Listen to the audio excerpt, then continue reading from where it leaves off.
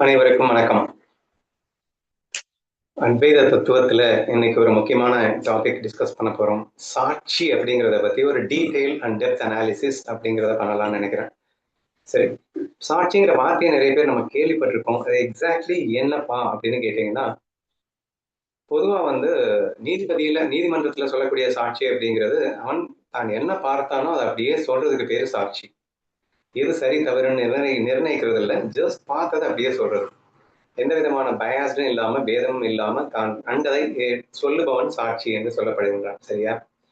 சரி, ஓகே. வேற எந்த இடத்துல நம்ம சாட்சி யூஸ் பண்றோம் அப்படின்னா, பொதுவா வந்து அடுத்தவர்களை நம்ம பாக்குறத சாட்சின்னு சிம்பிளா சொல்லிட்டோம். ஆன்மீகத்துல சாட்சி அப்படிங்கறது எங்க யூஸ் பண்றாங்கன்னா, எப்படி அடுத்தவங்களை நீ பாக்குறியோ அதே மாதிரி இந்த உடல் மனசையே உன்னால பார்க்க முடிஞ்சது அப்படின்னா அதுக்கு பேர் தான் சாட்சி அப்படின்னு ஒரு எக்ஸ்ட்ரா விளக்கத்தை கொடுக்குது. சரியா? ஆன்மீகத்துல சாட்சி அப்படிங்கிறது. சரியா? இன் ஜெனரல் சாட்சிங்கிறது நீ எல்லாத்தையும் பாக்குறது, உன்னையே நீ பாக்குறது. இங்க உன்னையே நீ பாக்குறதுன்னா என்னது அப்படின்னு கேட்டீங்கன்னா, என்கிட்ட என்னென்ன இருக்கு? உடம்பு இருக்கு, மனசு இருக்கு, புத்தி இருக்கு. சரியா? இந்த உடலை நான் பார்க்கணும், இந்த எண்ணங்களை நான் எப்படி என் மன ஓட்டங்களை நான் பார்க்கணும், என் புத்திய நான் பார்க்கணும். நான் என்ன டிசிஷன் எடுக்கிறேங்கிறத நான் சும்மா நாச்சுக்கும் வாட்ச் பண்ணிட்டு இருக்கேன் அப்படிங்கிற மாதிரி. எப்படி இன்னொருத்தருடைய உடலையும் இன்னொருத்தருடைய எண்ணங்களை அவங்க வெளிப்படுத்தும் போது பார்க்க முடியும். இன்னொருத்தருடைய எண்ணங்களை நேரடியாக என்னால பார்க்க முடியாது, பட் அவங்களுடைய எண்ணங்கள் வெளிப்படும் போது பார்க்க முடியுது. அந்த டிசிஷன் மேக்கிங் அவர்கள் வெளிப்படுத்தும் போது என்னால பார்க்க முடியுது. ஆனா இங்க வந்து என்னுடைய உடலை நான் பார்க்க முடியும், என்னுடைய மனசு ஓடுகின்ற அந்த விஷயத்தை என்னால் பார்க்க முடியும், நான் எடுக்கிற டிசிஷன் என்னால பார்க்க முடியும். அப்படி பார்க்க முடிஞ்சா அதற்கு சாட்சி என்று பெயர் என்று கொடுக்கப்படுகிறது. இதெல்லாம் என்ன பேசிட்டு இருக்கீங்க? நம்ம இன்னொருத்தரை பார்க்கணும்னா புரியுதுப்பா. என்னையே நான் பார்க்கறதுன்னா ஏதாவது சாத்தியத்தோட பேசுறியா அப்படின்னு நீங்க கேட்கலாம். இப்போ ஃபர்ஸ்ட்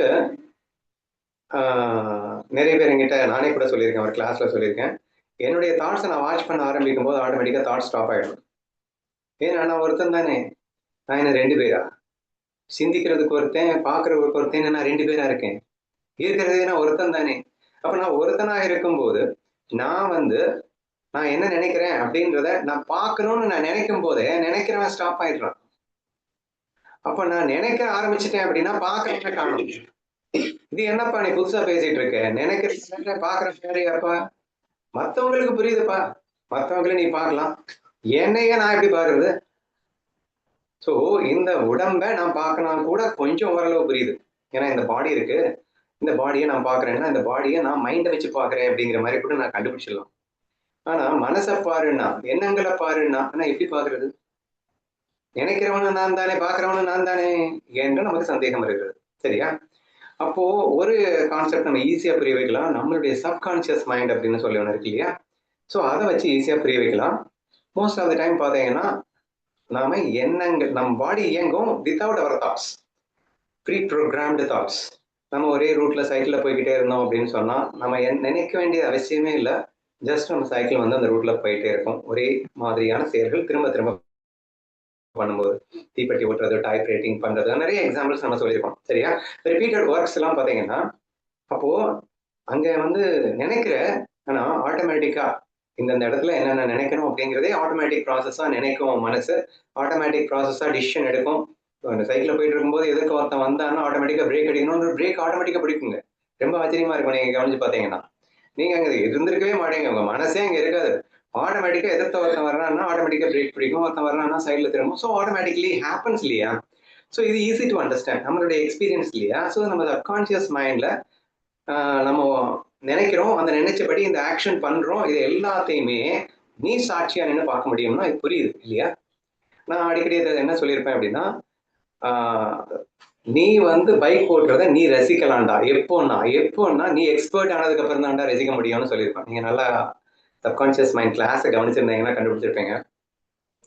ஏன்னா நான் வந்து வண்டி ஓட்டிட்டு இருக்கேன் அப்படின்னா என் மைண்ட் ஃபுல்லா ஓட்டுறது தான் இருக்கும். அப்புறம் நான் என்ஜாய் பண்றது எப்படி இருக்கும்? நான் என்ன எங்கே பாக்குறது? So mind is completely involved. எதுல அப்படின்னா நான் வந்து அடுத்து கியர் போடணுமா, கிளட்ச் பிடிக்கணுமா, பிரேக் அடிக்கணுமா, இது பழகும்போது. ஸோ பழகும்போது it's not possible to enjoy what you are doing இல்லையா? ஏன்னா டூயிங்ல இருக்க இல்லையா? ஆனா நீ எக்ஸ்பர்ட் ஆயிட்டேன்னா இது எல்லாமே ஆட்டோமேட்டிக் ப்ராசஸ்ல வரும். எங்க பிரேக் பிடிக்கணும், எங்க கிளச் அடிக்கணும், எங்க வந்து கியரை ஷிஃப்ட் பண்ணணும், every thing becomes an automatic process. அப்ப நீ என்ன பண்றேன்னா அழகா உன்னை நீ வேடிக்கை பார்க்கலாம் அப்படிங்கிற மாதிரி வரும் இல்லையா? ஸோ இதை நீங்க புரிஞ்சுக்க ட்ரை பண்ணுங்க அப்படிங்கிறேன். ஸோ இப்பயும் உங்க மைண்ட் இருக்கு, ஆனா அந்த மைண்டு ஒன்லி வாட்ச் பண்றதுக்கு மட்டும்தான் இருக்கு. அந்த மைண்டு ஆக்ட் பண்றதுக்கு இல்லை. நல்லா புரிஞ்சுக்கோங்க. ஹியர் யூ ஆர் வாட்சிங் யுவர் ஓன் அப்படிங்கிற அந்த ஒரு விஷயத்த ஓரளவுக்கு சுலபமா உங்களால புரிஞ்சுக்க முடியும் அப்படின்னு நான் நம்புறேன். ஓகேவா? சரி, இப்போ இந்த ஆன்மீகம் எதற்கு இந்த சாட்சி பாவத்துல வர சொல்லுது அப்படின்னு சொன்னா, உங்க சப்கான்சியஸ்ல விட்டுட்டு சாட்சியா இருக்க சொல்லல, உங்களை காட் கான்சியஸ்ல விட்டுட்டு சாட்சியா இருக்க சொல்றாங்க. அப்படின்னா என்ன அப்படின்னு கேட்டீங்கன்னா, உங்களுடைய அந்த மனசை பூரணமா சரணாகதி பண்ணிட்ட அப்படின்னா, இறைவன்கிட்ட கொடுத்துட்ட அப்படின்னா, அல்லது அகங்காரத்தை டோட்டலா டெஸ்ட்ராய் பண்ணிட்ட அப்படின்னா, ரெண்டுமே ஒண்ணுதான். நான் இந்த உடல், நான் என் மனம், இது என் உடம்பு என் மனசுன்னு நினைக்கிற வரைக்கும் you have to operate it இல்லையா? இது நானே இல்லை அப்படின்னு சொல்லும் போது அதை ஆப்ரேட் பண்ண வேண்டிய தலைவலி ஈஸ்வரனுக்கு வந்துடும். அல்லது நீயாய் கொண்டு போயிட்டு ஈஸ்வரா நீ இருக்கும்போது எனக்கு என்னடா கவலை, நீ நான் உங்ககிட்டயே கொடுத்துட்றேன், இந்த உடம்பும் உனக்குத்தான், இந்த மனசும் உனக்குத்தான் என்று முழுசா கொடுத்துடுறது. அப்ப கொடுத்ததுக்கு அப்புறமா இந்த உடம்பு ஒர்க் ஆகும், உன் மனம் தேவைக்கு மட்டும் சிந்திக்கும். இந்த ஆக்ஷன் பண்ணணும்ல, ஏதாவது ஒரு கேள்வி கேட்டா பதில் சொல்லணும்ல, நீ சொல்ல மாட்டேன். ஆனா அந்த உள்ள எப்படி சப்கான்சியஸ்ல ஆட்டோமேட்டிக்கா நிறைய விஷயங்கள் பண்றோமோ அந்த மாதிரி உன்னுடைய இன்னர் கான்சியஸ்ல இருந்து, பியூர் கான்சியஸ்ல இருந்து அல்லது காட் கான்சியஸ்ல இருந்து automatically we will start operating it. ஓகேவா? அப்போ அந்த நிலையில ரொம்ப ஈஸியா உங்களால புரிஞ்சுக்க முடியும். நான் சாட்சி பாவத்தில் இருந்து, பக்தர்கள் எல்லாத்தையுமே சிம்பிளா சொல்லிடுறாங்க, எல்லா பக்தனுமே சாட்சி பாவத்துல தான் இருப்பான். எவன்ட்டியாவது போய் கேட்டு என்னமா பாடினீங்க தெரியுமா இறைவனை பத்தி, அப்படியே புல்லரிச்சு போச்சு இல்ல, ஐயோ நான் பாடலைங்க அப்படின்னு சொல்லுவான். தான் பாடியதாக அவனுக்கு உணர்வே இருக்காது. நீங்க பாடலையா? அப்படி யார் பாடினது? அவன் பாட வைத்தான், அங்கே அது பாடுகிறது. சோ தன்னுடைய உடம்பு இது நான் பாடினேன் அப்படிங்கிற ஃபீலிங்கே இருக்காது. ஏன்னா அதை வந்து அங்க ஒப்படைச்சாச்சு. அப்ப அவன் என்ன பண்ணிட்டு இருக்கான் அப்படின்னா, அவன் ஜஸ்ட் வாட்ச் பண்ணிட்டு இருக்கான். மத்தவங்களை எப்படி வாட்ச் பண்றானோ அந்த மாதிரி தன் உடம்பிலிருந்து வெளிவருகின்ற ஆக்ஷன்ஸை கூட தான் வாட்ச் பண்ணி கொண்டிருக்கின்றான் என்ற ஒரு ரீதியில நீங்க புரிஞ்சுக்க ட்ரை பண்ணுங்க. ஓகேவா? கோரக்கும்பர் தன் குழந்தையை மிதிச்சு கொண்டாரா? கொண்டதுக்கு அப்புறம் பாண்டுரங்கன் கொடுத்தான், பாண்டுரங்கன் எடுத்துக்கொண்டான். தான் கொன்னேங்கிற ஃபீலிங் இல்லை. சோ இங்கே நடக்க வேண்டியது நடந்தது. இந்த உடல் ஆப்ரேட் ஆச்சு ஆட்டோமேட்டிக்கா. ஏன்னா அவர் வந்து ஈஸ்வரன் ஒப்படைச்சிட்டாரு, ஈஸ்வரன் நிலையில இருந்தாரு. அவர் ஈஸ்வரா ஈஸ்வரன் பாடிட்டு இருக்கும்போது இந்த உடம்பு மனசு ஆப்ரேட் ஆச்சு அப்படின்னா it has to be responsible for the ஈஸ்வரா. அவன் தான் பொறுப்பு அப்படிங்கிற மாதிரி ஆயிடுது அப்படிங்கிறத நீங்க புரிஞ்சுக்க ட்ரை பண்ணுங்க. ஸோ தேர்ஃபோர் ஃபர்ஸ்ட் சப்கான்சியஸை நம்ம வாட்ச் பண்றது அப்படிங்கிறது ஈஸி டு அண்டர்ஸ்டாண்ட். சாட்சி ஏன்னா ரெண்டு பேரு அப்படிங்கிறது இருக்கணும்ல. பார்க்கப்படும் பொருள், பார்ப்பவன் ரெண்டு இருந்தா தானே ஐயா இது சான்ஸே இருக்கு. நானே பார்க்கிறவன் நானே பார்க்கப்படும் பொருள்னா எப்படியா அப்படின்னு கேட்கும்போது ஃபர்ஸ்ட் அண்டர்ஸ்டாண்டிங், உன்னுடைய உடம்ப உன்னுடைய சப்கான்சியஸ் ஆட்டோமேட்டிக்கா இயக்கிட்டு இருக்கும்போது அப்ப நீ பார்ப்பவனாக இருக்கலாம் இல்லையா? பார்க்கப்படும் பொருளா நீ இல்ல, அது ஆட்டோமேட்டிக் ப்ராசஸ்ல விட்டாச்சு, நீயே தான், பட் ஸ்டில் ஆட்டோமேட்டிக்லி அது ரன் ஆயிட்டு இருக்கு. தேர்ஃபோர் நீ பார்ப்பவனாக மட்டும் இருக்கிறாய், அது பாசிபிலிட்டி. அண்ட் நெக்ஸ்ட், இது ஆன்மீகம் அல்ல. ஆன்மீகம் அப்படிங்கிறது எதுன்னா, நீ அந்த கான்சியஸ்னுடைய மனசை சப்கான்சியஸ்ட ஒப்படைச்சிட்டு வாட்ச் பண்றது இல்லை, டோட்டலாவே காட் கிட்ட ஒப்படைச்சிட்டு வாட்ச் பண்றது. ஏன்னா சப்கான்சியஸ் கிட்ட ஒப்படைக்கும் போது உங்களுடைய ரிப்பீட்டட் ஆக்ஷன்ஸை மட்டும்தான் உங்களால வந்து வாட்ச் பண்ண முடியும். சப்கான்சியஸ்ல ஸ்டோர் ஆகிக்கிட்டு இருக்கக்கூடிய அந்த விஷயங்களை மட்டும்தான் நீங்க சாட்சியா இருந்து பண்ண முடியும். பட் காட் கான்சியஸ்ட நீங்க படிச்சிட்டீங்க அப்படின்னா உங்களுடைய எல்லா ஆக்ஷன்ஸுமே ஆட்டோமேட்டிக் ப்ராசஸா இருக்கும். அதை நீங்க அழகா சாட்சியா பெர்மனண்டா வாட்ச் பண்ண முடியும். தேர்ஃபோர் ஆன்மீகம் சொல்லுகின்றது, சரணாகதி அடைந்த பக்தனை சாட்சி பாவத்தில் இருக்கின்றான் என்று சொல்லுவதாக நீங்கள் புரிந்து கொள்ள வேண்டும். ஓகேவா? இது பக்தனுக்கு பிறந்த மாதிரியே ஞானிக்கும் சொல்லிடலாம். ஞானி தான் இந்த உடல் அல்ல, தான் இந்த மனம் அல்ல என்று எப்போது புரிந்து கொண்டு விட்டானோ, and now he is going to be a watcher. அவன் முடிவு பண்றான். சரியா? ஞானி என்ன முடிவு பண்றான்னா, விசாரம் பண்றான். விசாரத்துல தெளிவா ஒண்ணு புரிஞ்சுக்கிறான், பரபிரம்மம் அப்படின்னு ஒண்ணு இருக்கு, அதிஷ்டானத்துல ஒண்ணு இருக்கு, அதுதான் சும்மா நாச்சுக்கும் இங்கே வேஷம் கட்டிட்டு வந்துட்டு இருக்கு. இந்த வேஷத்தை இயக்குறதுக்கு ஈஸ்வரன் வேற ஒருத்தன் இருக்கான், அதுவும் பிரம்மத்தோடைய ஒரு சுரூபந்தான், வேஷம்தான். அது வந்து இங்கே சும்மா நாச்சுக்கும் ஆடிக்கொண்டிருக்கின்றது என்ற எல்லா தத்துவங்களையும் உணர்ந்தவன் யாரு? சரியா? அப்போ he has a capacity. அப்ப என்ன பண்றான் அப்படின்னா, இந்த ஸ்ரீ அப்படிங்கிற இந்த பாடி, இந்த மைண்ட், இது வந்து நானே இல்லப்பா. மோர் ஓவர் இதை ஆற்றுறதுக்குன்னு ஒருத்தன் இருக்கான்ல, அவனே ஆடிட்டு போட்டும், நான் சும்மா வேடிக்கை பார்க்க போறேன் என்று ஞானி நினைத்த மாத்திரத்தில் அவன் சாட்சியாக விடுவான். அது எப்படி அப்படின்னு கேட்கலாம். ஃபர்ஸ்ட் ஒன்று விஷயம் புரிஞ்சுக்கோங்க. நம்ம பேசிக் மனமா சொல்ல கிளாஸ்ல நம்ம என்ன விஷயம் ப்ரூவ் பண்ணியிருக்கோம்னா, யுவர் தாட் இஸ் யுவர் எக்ஸ்பீரியன்ஸ்னு ப்ரூவ் பண்ணியிருக்கோமா? What you think that you are அப்படின்னு ப்ரூவ் பண்ணியிருக்கோமா? அப்போ இந்த உடலை நான் நீங்க நினைச்சிட்டு இருந்தேன். அந்த கதையெல்லாம் சொல்லியிருக்கோம். ஒரு சிங்கக்குட்டி ஆட்டு மந்தைக்குள்ள சிக்கிடுச்சு, தன்னை ஆடாக நினைத்தது, அதனால் அது ஆடு என்றே ஆடாகவே மாறியது அப்படின்னு நம்ம சொன்னோமா இல்லையா? அப்ப இதுல என்ன புரியுது நீங்க உங்களுக்கு? நீங்க என்னவா இருக்கீங்க அப்படிங்கிறது முக்கியம் இல்லை, நீங்க என்னவா நினைக்கிறீங்கிறது தானே முக்கியம். அது சிங்கமா இருந்தாலும் தன்னை ஆடு என்று நினைத்த காரணத்தினால் அது ஆடாகவே மாறியதுன்னு அந்த கதை நம்ம படிச்சிருக்கோம் இல்லையா? அது 100% பாசிபிலிட்டின்றதை உங்களால உணர முடியுது இல்ல? அது என்னமோ கட்டுக்கதை மாதிரி தெரியல இல்ல? ஏன்னா நம்ம லைஃப்லயே நிறைய நேரங்கள்ல நம்ம லூசுன்னு நினைக்கும் போது லூசா தான் இருக்கும், நம்ம அறிவாளின்னு நினைக்கும் போது அறிவாளியா தான் இருக்கும், நான் வீரன் நினைச்சா வீரனா இருக்கும், கோழைன்னு நினைச்சா கோழையா இருக்கும். தி மைண்ட் ஒவ்வொரு செகண்ட்ல ஷிஃப்ட் ஆக அந்த எக்ஸ்பீரியன்ஸ் ரெஃப்ளெக்ட் ஆகிறத பாக்குறமா இல்லையா? 2 நாளைக்கு முன்னாடி நம்ம ராஜத்துக்கு வழி வேற தாங்க முடியல அப்படின்னு நினைக்கும் போது தாங்க முடியாம தான் இருக்கு, அடைச்சி போடா அப்படின்னு நினைச்ச மொமெண்ட்ல அது ரிலாக்ஸா இருக்க முடியுதுன்னு ஃபீல் பண்ண முடியுதா இல்லையா? So all our experiences are just nothing but our thoughts. இது ஃபர்ஸ்ட் நல்லா புரிஞ்சுக்கணுங்க. ஞானிக்கு இது ரொம்ப தெளிவா புரியும். சரியா? அப்போ இவனுக்கு இன்னும் எல்லாமே என்ன எக்ஸ்ட்ராவா புரிஞ்சிருச்சு அப்படின்னா, இந்த எண்ணங்களே இல்லாமல் இருக்கின்ற ஒரு ஸ்திதின்னு ஒண்ணு இருக்கு. அதுதான் உண்மையான ஸ்வரூப ஸ்திதின்னு ஒண்ணு இருக்கு. அதுதான் சத்தியம் அப்படின்னுட்டும் புரிஞ்சுக்கிறான். அந்த சத்தியத்தில் இருந்து கொண்டு இந்த எண்ணங்கள் அப்படிங்கிறது சும்மா நாச்சுக்கும் வேஷம் போட்டி வருதுன்ற அளவுக்கு அவன் புரிஞ்சுக்கிறான். சரியா?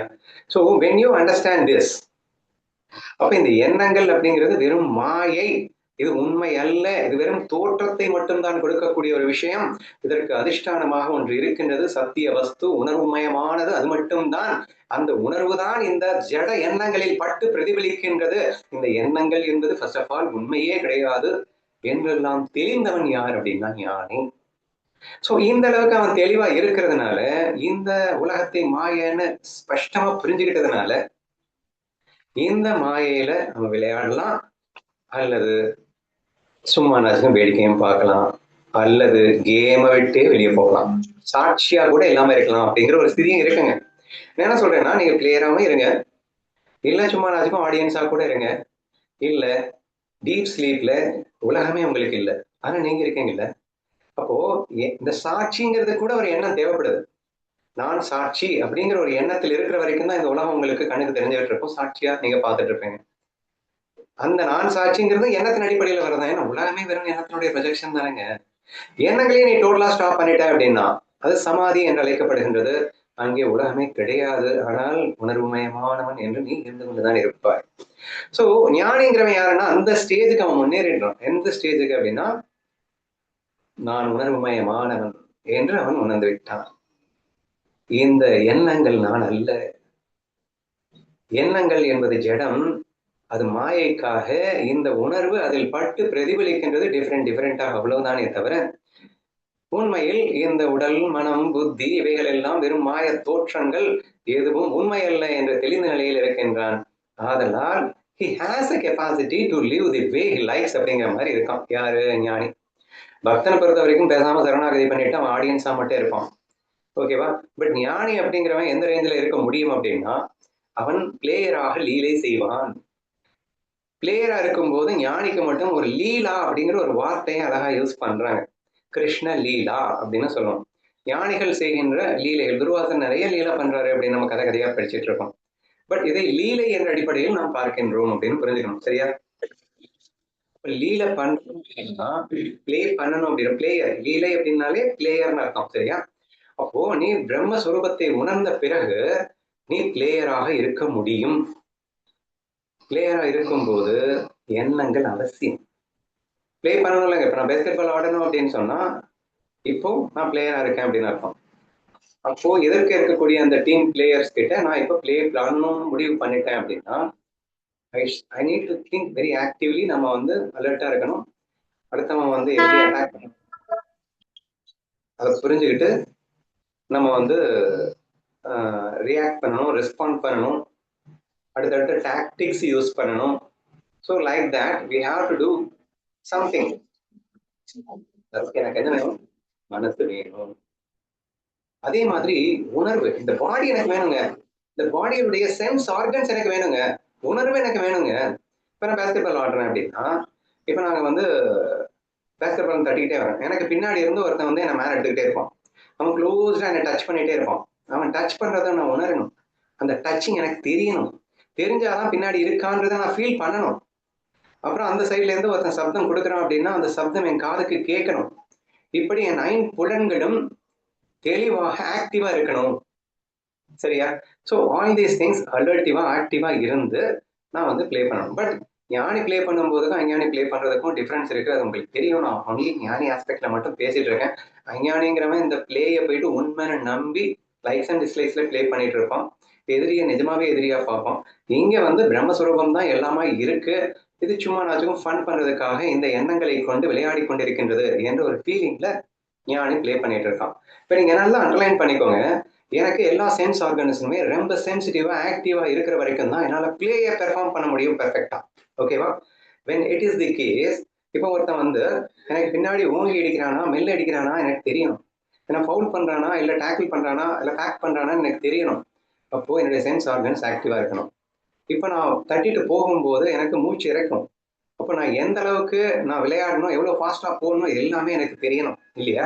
அப்ப இந்த பாடியில இருந்து நான் பிளே பண்ணிட்டு இருக்கேன், இந்த பாடியினுடைய எல்லா சென்சஸும் நான் ஃபீல் பண்ணிட்டு இருக்கேன், ரியலைஸ் பண்ணிட்டு இருக்கேன். அண்ட் தேர்ஃபோர் நான் ஓடும்போது கீழே தொப்புன்னு விழுந்தேன்னா அதுக்கு உண்டான அந்த வலி வேதனைகள் எனக்கு தெரியும். நல்லா புரிஞ்சுக்கோங்க, ஞானி பிளேயரா இருக்கும்போது he feels the pain in the body because he is playing in the body. He feels the body doesn't mean that he is affected. அவன் ஃபீல் பண்றான் அப்படிங்கிறதுக்காக அவனால் அதை பாதித்து விடுவான் அப்படின்னு நீங்க நினைச்சீங்கன்னா நிச்சயமா இல்லை. ஃபீல் பண்றதுக்கும் பாதிப்படைகிறதுக்கும் நிறைய டிஃபரன்ஸ் இருக்கு. ஃபீல் பண்றதுன்றது இட்ஸ் அ வெரி நேச்சர். நம்ம எல்லாத்தையும் நான் ஃபீல் பண்ணிட்டு தான் இருப்பேன். நான் பேசிட்டு இருக்கேன், நீங்க கேட்டுட்டு தான் இருக்கீங்க, இதை நீங்க ஃபீல் பண்ணிட்டு இருக்கீங்க. அந்த ஃபீல் பண்றது அப்படிங்கிறது லைக்ஸோட ஃபீல் பண்ணலாம், டிஸ்லைக்ஸோட ஃபீல் பண்ணலாம், வித் பியூர் லவ்வோட மாயாங்கிற தெளிவோட ஃபீல் பண்ணலாம். சரியா? அப்ப லைக்ஸோட ஃபீல் பண்ணா உங்களுக்கு பிடிச்சது வரும்போது சுகமா இருக்கும், டிஸ்லைக்ஸோட ஃபீல் பண்ணீங்கன்னா அது உங்களுக்கு பிடிச்சது ஐ மீன் பிடிக்காதது வரும்போது டிஸ்லைக்ஸா ஃபீல் பண்ணும்போது அது வேற மாதிரியான ஃபீலிங்கா இருக்கும். ஆனா பியூர் சமபாவனையில இது மாயான்ற ஃபீலிங்கோட நீங்க அந்த பெயினை ஃபீல் பண்ணீங்கன்னா ஃபீலிங் இருக்கும், பட் நீங்க ரசிப்பீங்க. That's it. சரியா? நான் சிம்பிளா சொல்ல வர்றது என்னன்னா, ஞானிக்கு பெயின் இருக்கும், ஆனா அஜ்ஞானிக்கு இருக்கிற பெயின் சுகதுக்கமா இருக்கும். ஞானிக்கு இருக்கிற பெயின் வந்து சுகதுக்கம் அப்படிங்கிறத தாண்டி அது மாயாங்கிற ஒரு தெளிவுல இருந்து கொண்டு அதை அழகா ரசிப்பான்.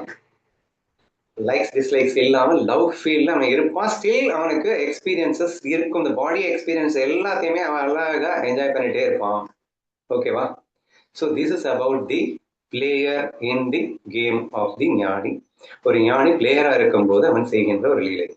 இப்ப நெக்ஸ்ட், நான் வந்து பிளேயரா தான் இருக்கணும்னு ஒன்றும் கண்டிஷனே கிடையாது. ஏன்னா சுதந்திரம், எண்ணத்திற்கான சுதந்திரம் என் கையில் கொடுத்து விட்டான் இறைவன். ஜீவனுடைய பவரே அதுதானேங்க. ஜீவனுக்கு சத்வ ரஜோ தமோ குணங்கள்ல என்ன வேஷம் போடலாம் அப்படிங்கிற பவரை மட்டும் கொடுக்கலங்க, வேஷமே போடாம கூட இருக்க முடியுங்க ஜீவனால மட்டும்தாங்க. ஈஸ்வரன் கூட அவன் வேஷத்தை வந்து போடாம இருக்க முடியாதுங்க. அப்போ ஜீவனுக்கு ஹேஸ் காட் ஆல் கெப்பாசிட்டி அப்படிங்கிறதுனால இவன் தான் விரும்பிய வேஷத்தை போட்டுக்கொண்டு விரும்பிய எண்ணங்களிலே அவன் விளையாட முடியும் அப்படிங்கிற ஒரு நிலையில இருக்கக்கூடிய அந்த ஜீவனானவன் ஒரு காலகட்டத்துல என்ன நினைக்கிறான் அப்படின்னா,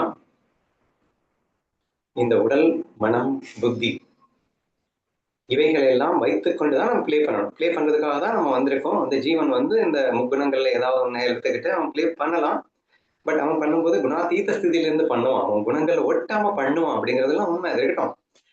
பட் ஒரு கட்டத்துல என்ன நினைக்கிறான்னா, பிளே பண்றது போதும் அப்படின்னு நினைக்கிறான். சும்மா சாட்சியா இருந்துட்டு நம்ம வேடிக்கை பார்த்துட்டு போவோமே, இப்ப எதுக்கு பிளே பண்ணிட்டேன்னு நினைக்கிறான். இப்ப பிளே பண்ண வேண்டாம்னு நினைக்கும் போது இந்த உடம்பு நான் நினைச்சிட்டு இருக்கேன் இல்லையா, இந்த உடல் நான், அந்த ஃபீலிங், அந்த நான் உடல், இந்த ஸ்ரீ அப்படிங்கிறது நான் அப்படிங்கிற அந்த ஃபீலிங்கே டோட்டலா தூக்கி பிளே போடணும். சரியா? ஆனா பிளே பண்ணும்போது ஐந்து ஸ்ரீங்கிற ஃபீல் இருக்கணும். நான் ஸ்ரீங்கிற ஃபீல் இருக்கிற வரைக்கும் தான் அது பொய்யா நான் ஸ்ரீ இருக்கும். சரியா? உண்மையில கிடையாது, உண்மையான நான் ஸ்ரீ கிடையாது, பொய்யான நான் ஸ்ரீ அப்படிங்கிற ஃபீலிங்ல நான் பிளே பண்ணிட்டு இருப்பேன். பட் நான் ஸ்ரீ இருக்கும். சரியா? இந்த மாயாங்கிற தெளிவோட பொய்ங்கிற தெளிவோட ஆனா நான் ஸ்ரீ இருக்கும். பட் நான் moment I decided to become a சாட்சி, நான் சாட்சியா வரணும்னு முடிவு எடுத்துட்டேன்னா இந்த நான் ஸ்ரீங்கிற தாட்டுக்கு அவசியம் இல்லைங்கிறேன். சரியா? எப்படி வந்து அங்க வந்து தீபிகான்னு ஒருத்தர் இருக்கா, சுதான்னு ஒருத்தர் இருக்கா அப்படின்னா, இந்த ஸ்ரீ அப்படிங்கிறவன் அங்க ஒருத்தர் இருக்கிற மாதிரி தான் எனக்கு. அது நான் அல்ல. தெளிவா இந்த ஸ்ரீங்கிறவன் நான் அல்லன்னு நான் ஃபீல் பண்ண ஆரம்பிச்சிட்டேன்னா, அந்த ஸ்ரீனுடைய மைண்டும் இந்த திங்கிங்கும் நான் அல்லன்னு நான் ஃபீல் பண்ண ஆரம்பிச்சிட்டேன். when I try to identification நம்ம சொல்லணும். நீ எத்தோட ஐடென்டிஃபை பண்றியோ அதுவா தான் நீ இருக்கிற அப்படின்னு சொன்னோம். அந்த சிங்கக்குட்டி ஆட்டுக்குட்டியான கதையில it's all just because of identification. அது தன்னை சிங்கம் என்று ஐடென்டிஃபை பண்ணியிருந்ததுன்னா அது சிங்கம்ன்ற ஃபீலிங்ல இருந்திருக்கும். அது தன்னை ஆடுங்கிறத தன்னை ஐடென்டிஃபை பண்ணிக்கிச்சு, அதனால அது தான் ஆடுங்கிற ஃபீலிங்ல இருந்துச்சு. இப்ப நான் உடல்ங்கிற ஃபீலிங்ல ஐடென்டிஃபை பண்ணா நான் இந்த உடல்ல இருக்கக்கூடிய எல்லா ஃபீலிங்ஸையும் நான் வந்து ஃபீல் பண்ணிட்டு இருப்பேன். நான் இந்த உடல் அல்லங்கிற ஃபீலிங்க்கு நான் வந்துட்டேன்னா I am just identifying that I am not this body. I am identifying without நான் அந்த பாடி மைண்ட் இல்லாம ஜஸ்ட் ஒரு சாட்சியா மட்டும் இருக்க போறேங்கிறதுல நான் ஒரு ஐடென்டிஃபிகேஷன் வச்சுக்கணும்னு வச்சுக்கோங்களேன். So when I become like that, இப்போ நான் என்ன ஆகிறேன் அப்படின்னா இந்த உடம்பே நான் இல்லைன்னு ஃபீல் பண்ண ஆரம்பிச்சிட்டேன். இந்த உடம்பு நான் ஃபீல் பண்ணிட்டு இருக்கிற வரைக்கும் உடம்போட ஃபீலிங் எனக்கு வரும்னு சொன்னேன் பிளேயரா இருக்கும்போது. இந்த உடம்பே நான் இல்லைன்னு சொல்லிட்டேன்ல, இப்போ நெக்ஸ்ட் இந்த மனமே நான் இல்லைன்னு சொல்லிட்டேன். ஏன்னா I don't want to play. அப்போ ஆட்டோமேட்டிக்லி இந்த ரெஸ்பான்சிபிலிட்டி யாருக்கு போகும்னா ஈஸ்வரனுக்கு போயிடும். எப்ப நீ இந்த ஈகோ விட்டுட்டியோ அப்பவே ஈஸ்வரன் டேக் ஓவர் பண்ணிப்பான். நீ சரணாகதி பண்ணி ஈகோ விடணும்னு அவசியம் இல்லை. நீ சும்மா நாச்சுக்கு ஈகோ விட்டாலே ஈஸ்வரன் தான் டேக் ஓவர் பண்ணி ஆகணும், வேற வழி இல்லை. ஏன்னா ஆக்டர் அவன் தானே, ஆட்டுப்பவன் அவன் தானே. அப்போ ஆட்டோமேட்டிக்கலி இங்க இந்த உடலை இந்த மனதை ஈஸ்வரன் டேக் ஓவர் பண்ணிப்பான். நீ வந்து ஜஸ்ட் சாட்சியா வெளியே வந்துடுற. இப்ப மொமெண்ட் நீ சாட்சியா வரும்போது என்ன ஆகுது அப்படின்னா மற்ற உடல்களுக்கு ஏற்படுகின்ற அந்த எல்லா விஷயங்களையும் நீ எப்படி சாட்சியா பாக்குறியோ அந்த மாதிரி இந்த உடம்புக்கு வருகின்ற விஷயங்களையும் சாட்சியா பார்ப்ப. அடுத்த உடம்புக்கு வலிச்சதுன்னா உனக்கு வலிக்குமா? வலிக்காது, வலி வேதனையே தெரியாது. ஆனாலும் அவன் கத்துறதை பார்த்து அவனுக்கு வலிக்குதாக்கும்னு வேணா நீ ஃபீல் பண்ணிப்ப இல்லையா? அந்த மாதிரி இந்த பாடி மேபி ஈஸ்வரன் டேக் ஓவர் பண்ணிட்டு ஈஸ்வரனுக்கு வலிக்குமோ என்னவோ ஈஸ்வரன் கத்துவான்னு கூட வச்சுக்கோங்க. சரியா? சோ இந்த பாடி அதுக்கப்புறமும் வலி வந்தா கத்தும் செய்யும், இந்த பாடியும் வேலை பார்க்கும். பட் இதோட நான் ஐடென்டிஃபை பண்ணிக்காம நான் வெளியே வந்துட்டதுனால இந்த பாடி எப்படி மூன்றாவது மனுஷங்களுக்கு நான் வந்து நடக்கும்போது எப்படி பாக்குறேனோ அந்த மாதிரி நான் பார்ப்பேன். இந்த உடலுக்கு ஏற்படுகின்ற வலி வேதனை எனக்கு தெரியவே தெரியாதுங்கிறேன். இதை கத்துறதை பார்த்துக்கிட்டு வேணா அதுக்கு அந்த பாடிக்கு வலிக்குது போல அப்படின்னு, அந்த பாடிக்கு வலிக்குது போல, இந்த ஸ்ரீங்கிற பாடிக்கு வலிக்குது போல, எப்படி சுதாங்கிற பாடிக்கு வலிக்குது போலன்னு நான் ஃபீல் பண்ணணும். அப்படி இந்த ஸ்ரீ அப்படிங்கிற பாடிக்கு வலிக்குது போலன்னு நான் ஃபீல் பண்ணுவேனே தவிர எனக்கு வலிக்கிறதுக்கு வாய்ப்பு இல்லை. இது எப்படிப்பா? அதெல்லாம் வந்து சும்மா பேசுறதுக்கு தான் முடியும். ஆனா சயின்டிபிக்கா ப்ரூஃப் தானேங்க இது. See everything is magic of thoughts தானே, எண்ணங்களுடைய விளையாட்டு தானேங்க இது. எண்ணங்களை நீ எப்படி ஐடென்டிஃபை பண்ணிருக்கியோ அந்த பேஸ் பண்ணி தானே உனக்கு எக்ஸ்பீரியன்ஸே ஆயிட்டு இருக்கு. அப்ப நீ ஏன் இப்படி ஐடென்டிஃபை பண்ணக்கூடாது? இது ஞானி நினைக்கிறான். ஏன்னா ஞானிக்கு எல்லாமே தெரியுது, மாயான்னு புரிஞ்சிருச்சு. இதுல அட்டாச்மெண்ட் இல்ல, பாடியிலே மைண்ட்லயே பிளேலயே எனக்கு அட்டாச்மெண்ட் இல்ல. சரி கொஞ்ச நாளைக்கு ஆடியன்ஸா இருக்கலாம் அப்படின்னு நினைச்சுக்கிட்டு அவன் ஆடியன்ஸா இருக்க முடியும் அப்படிங்கிறத நீங்க ஃபீல் பண்ணீங்கன்னா எஸ் இட் இஸ் பாசிபிள் அப்படிங்கிறத உங்களால உணர முடியும். இன்ஃபேக்ட் அதையும் ஒரு ஸ்டெப் மேல போயிட்டு என்னத்த மண்ணாங்கடி சாட்சியா பாக்குறது, எண்ணங்களே வேண்டாம்னு சொல்லிட்டு அவனால இருக்க முடியும். சாட்சிங்கிறது கூட ஒரு ஐடென்டிபிகேஷன் தான், அதுக்கும் ஒரு எண்ணம் தேவைப்படுதுதான். இந்த எண்ணங்களையும் நான் ஸ்டாப் பண்ணேன் அப்படின்னு சொன்னா அப்ப நான் பிரம்மமாக இருக்கின்றேன், உணர்வுமயமானவனாக இருக்கின்றேன், without even seeing the world. எனக்கு உலகமே தெரியாது. அதுக்கு நீங்க எக்ஸாம்பிள் சமாதி அப்படின்னு எடுத்துக்கோங்க, இல்ல விதேக முக்தன்னு எடுத்துக்கோங்க. விதேக முக்தன்னா ஒண்ணும் இல்ல, இந்த பாடியை விட்டதுக்கு அப்புறம். இப்ப ஜீவன் முக்தன் அப்படின்னா இந்த பாடியோடு இருக்கும்போது அவனுக்கு சாட்சியா இருந்தா அவனுக்கு கண்ணுக்கு தெரியும். அவனே வந்து சகஜ சமாதியில இருந்தான்னா கணக்கு தெரியாது அப்படின்னு பாக்குறோம். சகஜ சமாதியிலும் சாட்சியாக இருக்கலாம். இந்த யாரு சதாசிவ பிரம்மேந்திரன் நீங்க எக்ஸாம்பிள் அடிக்கடி கேள்விப்பட்டிருப்பீங்க. அவர் வந்து சமாதியிலேயே நடந்து போனாரு அப்படின்ற ஒரு கதை. முஸ்லீம் மன்னனின் நந்தபுரத்துக்குள்ள நடந்து போனார், அவன் கையை வெட்டினான் அப்படிங்கிற கதையை நீங்க கேள்விப்பட்டிருப்பீங்க. அவர் பிரம்மஸ்திதியில எண்ணங்களே சுத்தமா இல்லாத நிலையில உலகமே அவருக்கு தெரியாத நிலையும் கூட ஒரு அனுபவம் தான் என்று நீங்கள் புரிந்து கொள்ள வேண்டும். சரியா? அல்லது நீங்கள் ஒரு சாட்சியாக மட்டும் உலகத்தை பார்க்கலாம் அப்படிங்கிறதையும் நீங்க புரிஞ்சுக்கணும். அல்லது ஒரு உடம்போடு ஐடென்டிஃபை பண்ணிக்கிட்டு நீங்க பிளேயும் பண்ணலாம்னு புரிஞ்சுக்கணும். சரியா? So these are all the various opportunities we have if you understand that I am Parabrahma. நான் பிரம்மஸ்வரூபம் என்று உணர்ந்து விட்ட பிறகு அந்த பிரம்மஸ்வரூபமே ஈஸ்வரனாகவும் ஜீவனாகவும் இருக்கின்றது அப்படிங்கிற காரணத்தினால நீங்க இந்த எல்லா நாலேஜஸ்குள்ளேயும் வரும்போது இந்த தாட்னுடைய முழுமையான அந்த தாட்னா என்னங்கிறது தெரிஞ்சுக்கும் போது நீ எந்த தாட்டோட இருக்க, நீ எந்த தாட்ல ஐடென்டிஃபை பண்ணிருக்க அப்படிங்கறத பேஸ் பண்ணி தான் உனக்கு எக்ஸ்பீரியன்ஸே வருதுன்னு புரிஞ்சுக்கும் போது, அண்ட் இந்த all these experiences are just பொய். உண்மை இந்த பிரம்மஸ்வரூபம் மட்டும்தான், அந்த உணர்வு மயமானது அது மட்டும்தான். அந்த உணர்வே பொய்யாகத்தான் இந்த மாயையில பட்டு வெளிப்படுகிறது. இந்த மனதில் பட்டு வெளிப்படுகின்ற உணர்வுகள் உண்மை அல்லன்னு இவ்வளவும் நீங்க புரிஞ்சுக்கும் போது why not possible அப்படிங்கிறத நீங்க இமேஜின் பண்ணுங்க. ஸோ இதுக்கு நாங்கள் டிஸ்கஸ் பண்ணும்போது ஐ திங்க் சித்ரா சொன்னான்னு நினைக்கிறேன். ரமண மகரிஷி எக்ஸாம்பிள், தி பெஸ்ட் எக்ஸாம்பிள். அவங்க என்ன சொன்னாங்க, அவர் ஆப்ரேட் பண்ணிட்டு இருக்கும்போது அவர் வந்து நீங்க பண்ணுங்க பரவாயில்லன்னு சொல்லிட்டு அனஸ்தீசியா வேண்டாம்னு சொன்னாரு. ஹவ் இட் இஸ் பாசிபிளுங்க? தன்னை உடல் என்று ஐடென்டிஃபை பண்ணிட்டு இருந்தா கண்டிப்பா அவர் கத்துவாரு, ஆனா அதுல அட்டாச்மெண்ட் இருக்காது, ஆனா கத்தல் கண்டிப்பா இருந்திருக்கும். நல்லா புரிஞ்சுக்கோங்க. ஞானி, லீலை செய்கின்ற ஞானின்றது உடம்போட ஐடென்டிஃபை பண்ணியிருப்பான். ஸோ அந்த உடம்போட வழி அவனுக்கு தெரியும், பட் அன்அஃபெக்டடா கத்துவான். ஸோ அந்த வலிக்கு ஏற்ற அந்த ரியாக்ஷன் கொடுப்பான், பட் அது மாயான்ற தெளிவோடு இருக்கிறதுனால அது அவனை பாதிக்காது என்றுதான் நாம் சொல்ல வேண்டியிருக்கின்றது. பர்ஹோம்னா உடம்போட ஐடென்டிஃபை பண்ணிட்டு இருக்கிற வரைக்கும் தான். ஆனா அவர் எதுவுமே பண்ணாம ரியாக்ஷனே இல்லாம அவர் பாட்டுக்கு இருந்தாரு அப்படின்னு சொன்னா he is not identifying with his body. நான் கீதையை படிச்சுக்கிறேன், நான் ஏதாவது புக்ஸ் படிச்சுக்கிறேன், நீங்க வந்து ஆப்ரேட் பண்ணுங்கன்னாரா, அவங்க வந்து அனஸ்தீசியாவே கொடுக்காம ஆப்ரேட் பண்ணி முடிச்சாங்கன்னு சொன்னா how it is possible? தான் உடம்பு அல்லங்கிற தெளிவுல அந்த உடம்போல அவன் ஐடென்டிபிகேஷனே கொண்டு போலங்க. உடம்பா இருந்தாதானங்க வலிக்கிறதுக்கு, அவர் உடம்பே இல்லைன்னு தெளிவுல இருந்தாருங்க. சோ அவர் சாட்சியாக இருந்தார். இப்ப உங்களுக்கு சாட்சினா எவ்வளவு அழகா புரியுதுன்னு யோசிச்சு பாருங்க. இப்ப சாட்சியில இருக்கும்போது அவர் வேடிக்கை தான் பார்த்தாரு. நடக்கிற ஆபரேஷன் அவர் வேடிக்கை பார்க்கிறாரு. யாருக்கு? இன்னொருத்தனுக்கு ஆபரேஷன் நடந்தா எப்படி பார்ப்பாரு, அப்படி அவர் பார்த்துட்டு இருந்தாரு என்ற ஒரு கதை, ஒரு எக்ஸாம்பிள், அற்புதமான எக்ஸாம்பிளாக இருந்தது. அண்ட் இன்ஃபேக்ட் ரமண மகரிஷி லைஃப்லேயே அவர் அந்த உலகத்தை பார்க்காத நிலையிலும் கூட ஒரு 4 ஆண்டுகள் பிரம்மபாவத்தில் இருந்தார் என்ற கதையும் நமக்கு தெரியும். நிர்விகல்ப சமாதியிலே இருந்து அதுக்கப்புறம் தான் அவர் வந்து எல்லாருக்கும் உபதேசம் பண்ணினார் அப்படிங்கிறத நம்ம பார்த்துட்டு இருக்கோம். ஸோ தேர்ஃபோர் இந்த மனம் அப்படிங்கறத நீங்க தெளிவா புரிஞ்சுக்கிட்டீங்கன்னா, இந்த மனசை ஸ்டாப் பண்ணீங்கன்னா உலகமே இருக்காது. அல்லது இந்த மனசுல வெறும் சாட்சியா மட்டும் இருந்தீங்கன்னா நீங்க சாட்சியா மட்டும் அனுபவிக்கலாம். அல்லது இந்த மனசுல நீங்க ஏதாவது ஒரு பர்டிகுலர் பாடியில ஐடென்டிஃபை பண்ணிக்கிட்டு பிளேயரா இருக்கணும்னு நினைச்சாலும் பிளே பண்ணலாம். But when you understand everything is a maya, அந்த பிளேயும் கேக்குதான், சாட்சியும் கேக்குதான், அல்லது என்னமே அற்ற நிலையில பிரம்ம பாவத்துல இருந்தாலும் கேக்குதான். கேட்கல எந்த விதமான சேஞ்சஸும் கிடையாது, டிஃபரன்ஸஸும் கிடையாது. But to understand it exactly what is பர பிரம்மா அண்ட் ஹவ் இட் இன்டிஃபரண்ட்லி, அதாவது அந்த உலகமாக விரிந்து எப்படி எப்படியெல்லாம் இருந்து கொண்டிருக்கிறது என்பதை தெளிவாக்கும் பொருட்டு நாம் இதை டிஸ்கஸ் பண்ணிட்டு இருக்கோம். ஓரளவு நான் எல்லாத்தையும் சொல்லிட்டேன்னு நினைக்கிறேன். கன்க்ளூசிவா சொல்லணும் அப்படின்னா, இப்ப சாட்சி பாவம் அப்படிங்கிறது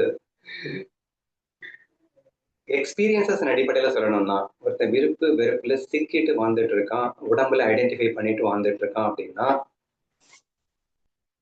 இவனுக்கு வலி வேதனைகள் வந்தால் தனக்கே வலி வேதனைகள் வந்து விட்டது அப்படின்னு சொல்லி அடருவான், கத்துவான், துடிப்பான். Case number 1.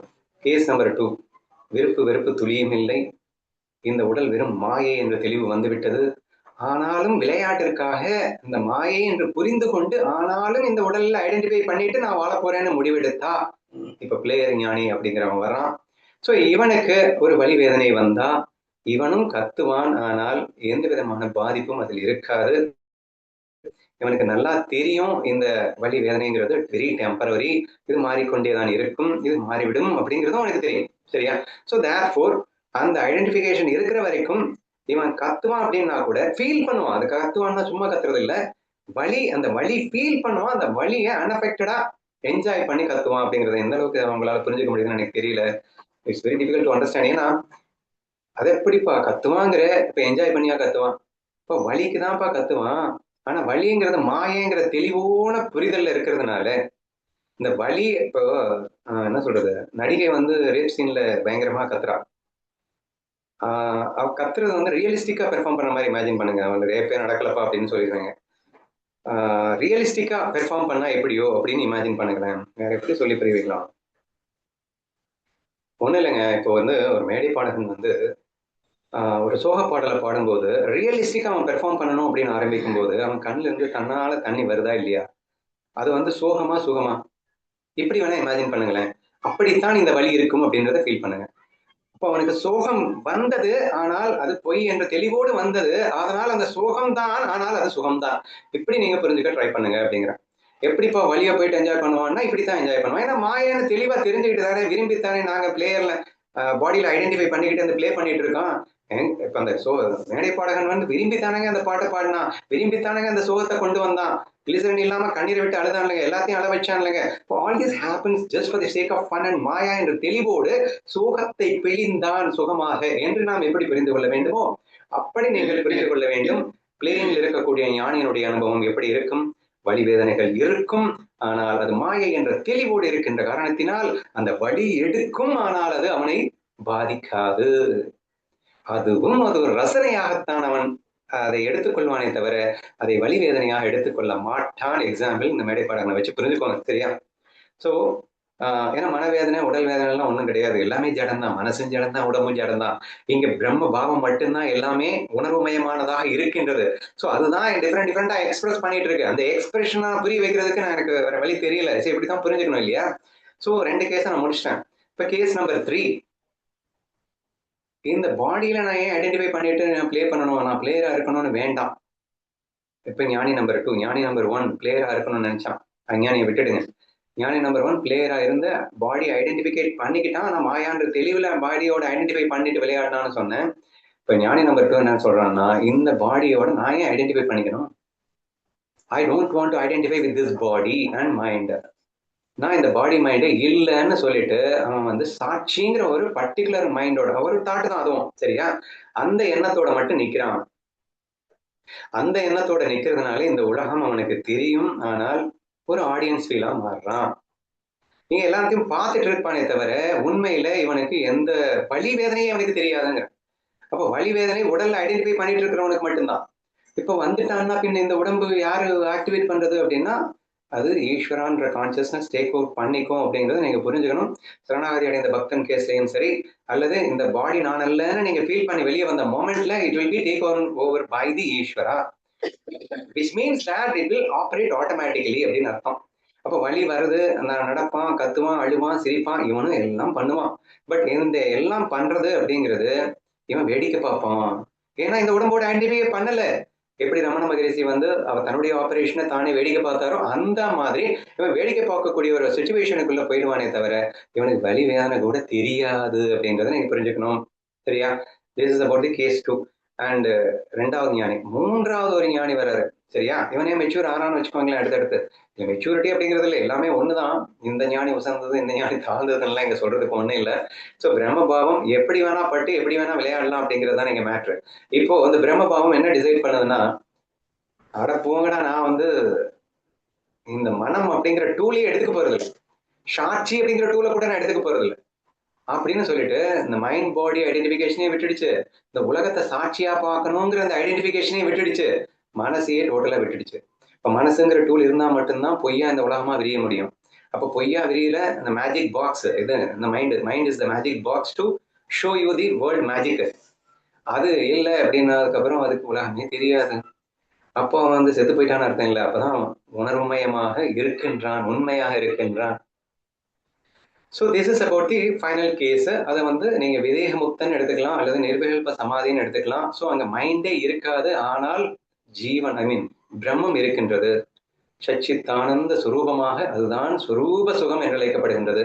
அந்த ஸ்வரூப சுகத்தை நீங்கள் பாடி மைண்ட்ல ஐடென்டிஃபை பண்ணி வெளிப்படுத்தலாம், அல்லது ஜஸ்ட் சாட்சியா இருந்துகிட்டோம் நீங்க அந்த ஸ்வரூப சுகத்தை வெளிப்படுத்தலாம், அல்லது எதோட ஐடென்டிஃபை பண்ணாம சும்மா ஸ்வரூப சுகத்திலேயே மட்டுமே கூட இருக்கலாம் என்பதெல்லாம் நீங்கள் தெளிவாக புரிந்து கொண்டால் இந்த சாட்சி என்ன, அதாவது அத்வைதத்தில் சொல்லப்படுகின்ற சாட்சின்னா என்ன அப்படிங்கிறது உங்களுக்கு தெளிவா இருக்கும் என்று நான் நம்புகின்றேன்.